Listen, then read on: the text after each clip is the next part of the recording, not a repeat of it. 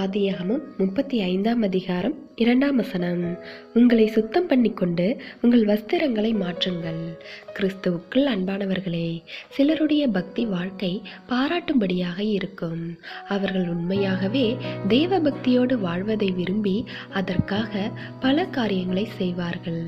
அதாவது ஜெபம், வேத வாசிப்பு, தியானம், ஆராதனை, ஊழியத்தில் ஈடுபடுதல், ஊழியங்களுக்கு உதவுதல் என பல பக்தியான செயல்பாடுகளோடு வாழ்வதை பார்க்க முடியும். ஆனால் அவர்களின் குணாதிசயங்கள் வெளிப்படும் போது அவர்களிடம் பாவ சாயலைத்தான் பார்க்க முடிகிறது. அவர்கள் பணம், பொருள், அந்தஸ்து, கௌரவம் போன்றவற்றில் நடந்து கொள்ளும் விதங்களால் அவர்களிடம் பாவத்தின் வாசனை வீசுகின்றது. ஆம், அவர்கள் தங்களுடைய பாவ சுபாவம் சார்ந்த வாழ்க்கையை இன்னும் விடவில்லை.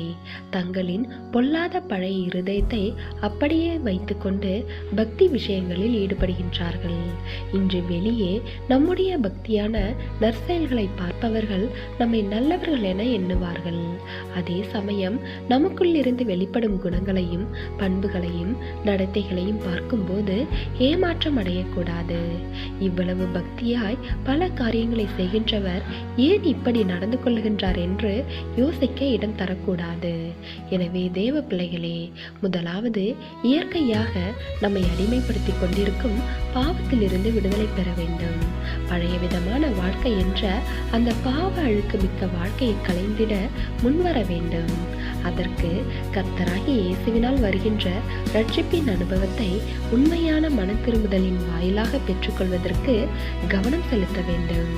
எனவே தேவ பிள்ளைகளே, தேவனை நேசிக்க நீங்கள் எடுக்கும் சிரமத்தை பாவத்தை வெறுப்பதிலும் காட்ட வேண்டும். அதுதான் உண்மையான அன்பு. தேவனுடைய கிருபையும் இரக்கமும் உங்கள் அனைவரோடும் இருப்பதாக. ஆமென்.